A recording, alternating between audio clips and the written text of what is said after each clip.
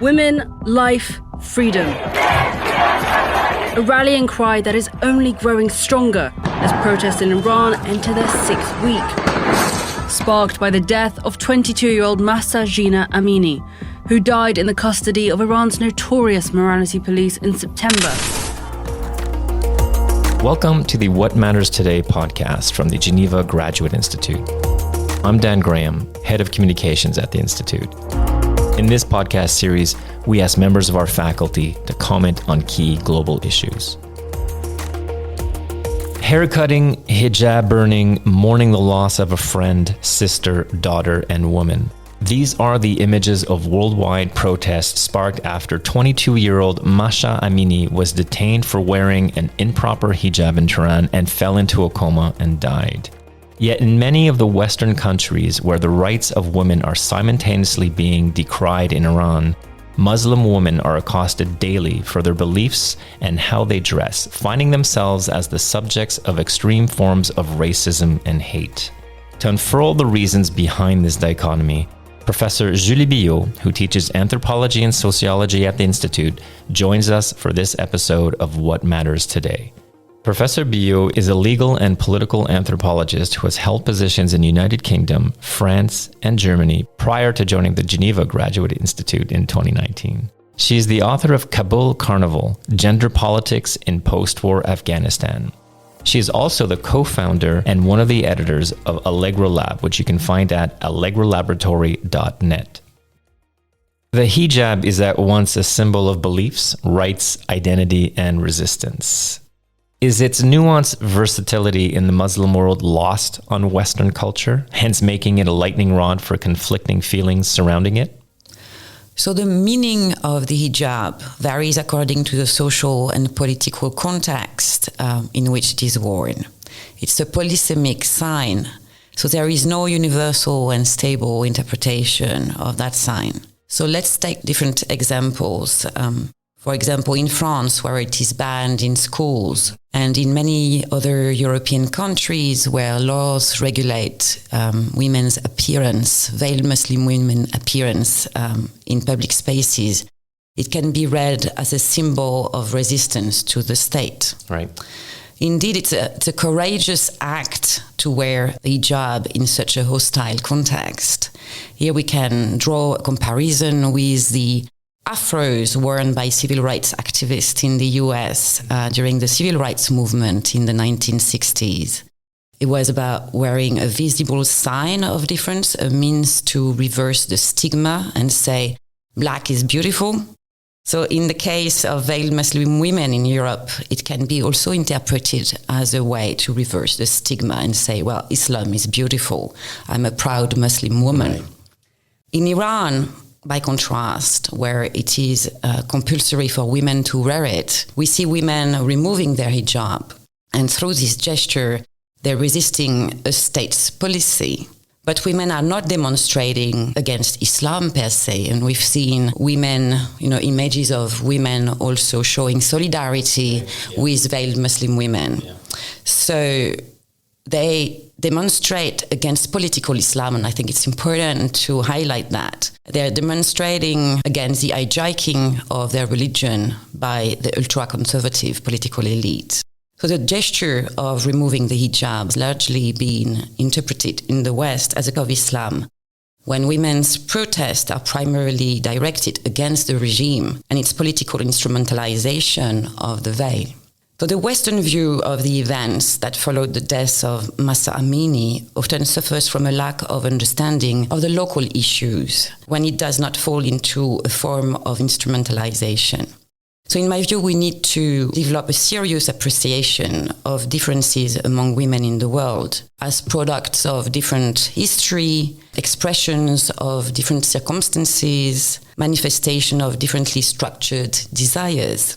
Instead of monolithic cultural explanations of the hijab, we need to redirect our attention to history and to global interconnections. In the case of Iran, from the beginning of the 1979 revolution, the Islamic regime made the veil sacred and the basis of its ideological discourse, linking its wearing to the blood of the martyrs.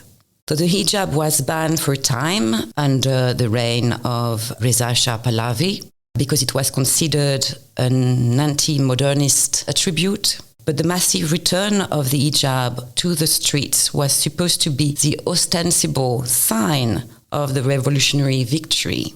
In 1979, Ayatollah Talleyrani, close to Khomeini, encouraged women to voluntarily wear the chador to show the world that Iran had just experienced a revolution and a profound change. So women's clothing signifies more than just social control or the state's monopoly of legitimate force.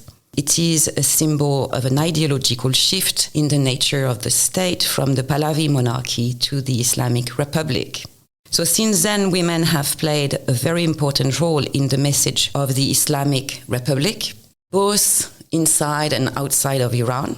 It is about the identity of the country, which has undergone an anti-monarchic revolution and which has rid itself of Western imperial exploitation. And all this is being played out on women's bodies.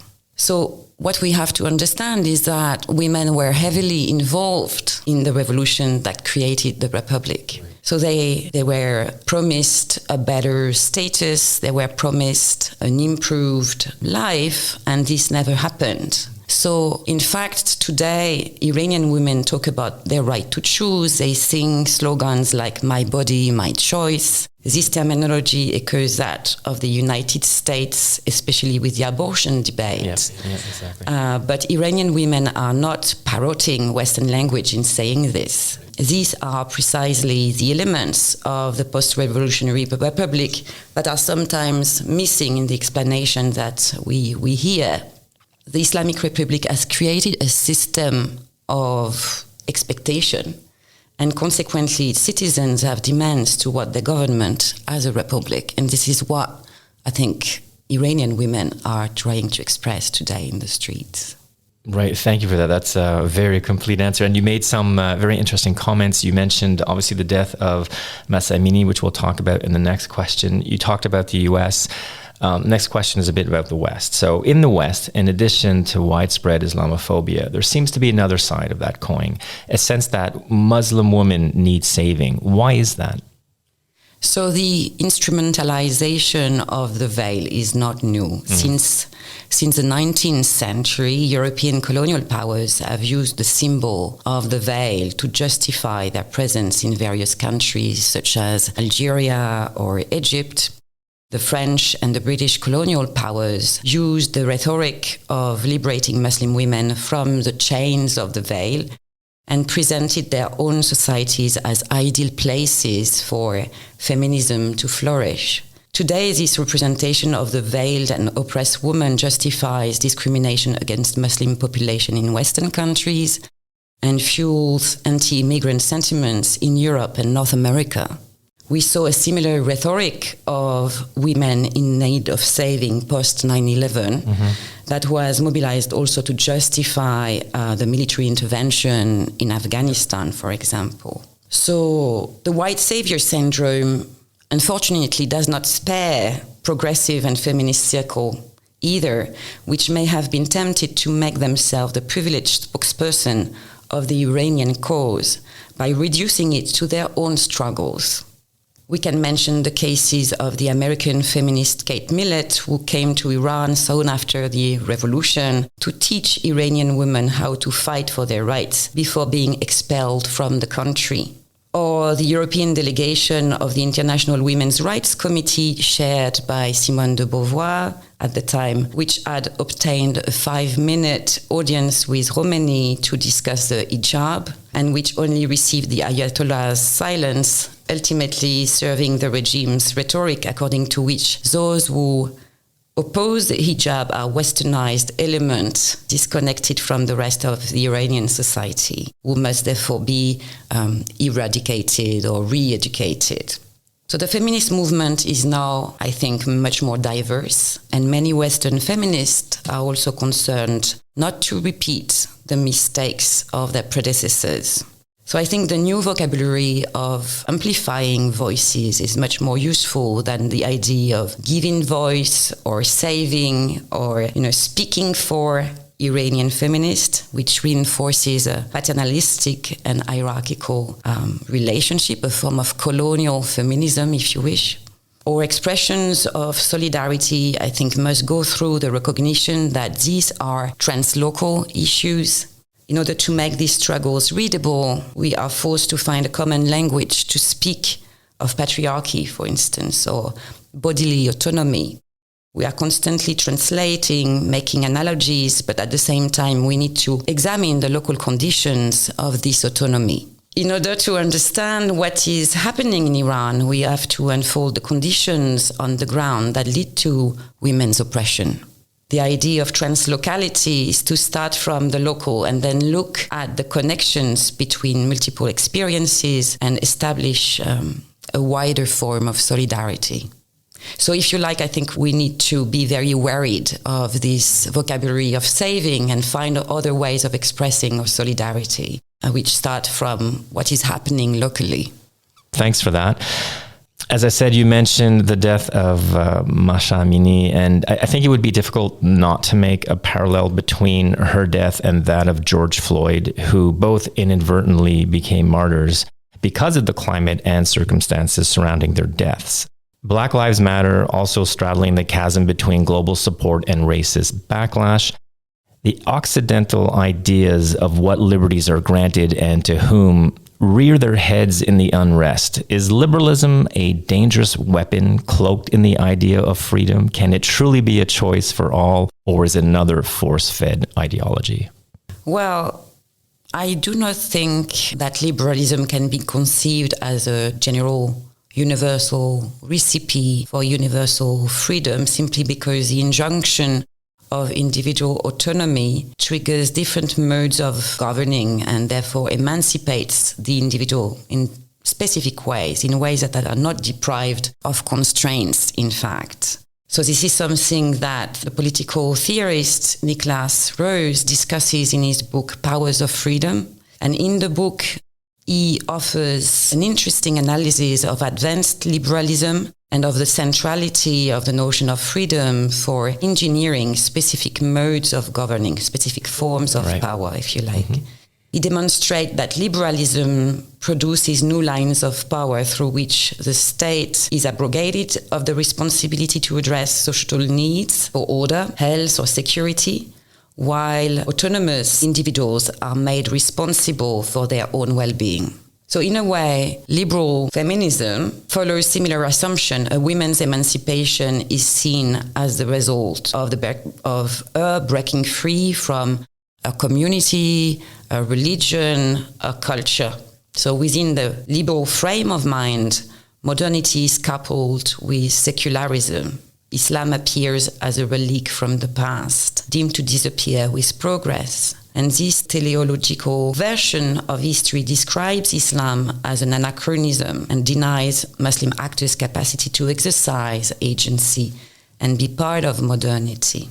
Secular feminists have failed, I think, to see the historical possibility of finding common ground with Muslim women. But in their search for their own identity, Muslim women from all over the world experiment, look for their own voice, and create new ways of being female in public. What I find interesting. The forms of experimentation they initiate are in many ways similar to those of earlier feminists. They're creating alternative public spaces, they play with their public appearance, they test the limits of the permissible. And I think it's a shame that liberal, secular, universalist kind of feminists are not able to see that.